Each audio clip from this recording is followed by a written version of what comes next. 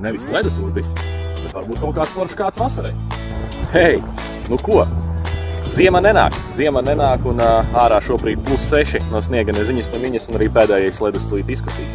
Kā jau solīju savā iepriekšējā pirmajā šā gada YouTube epizodē, nākamajā epizodē būs konkursiņš ar vajag foršo balvu. Sadarbībā ar maniem draugiem makšķerēšanas veikalu Zebramaster nākošajā YouTube epizodē bijām paredzējuši izlozēt ledusurbi. Tā, lai skrūpis to lai iekšā un aiziet borēt savus 200 aliņus. Bet tā kā ziema nenāk, aicinu pēc padoma. Jūs, mana auditorija, lūdzu zem šī video nobalsojiet. Varbūt nākamajā YouTube video konkursā ir jāizspēlē nevis ledusurbis, bet varbūt kaut kāds foršs kāds vasarai.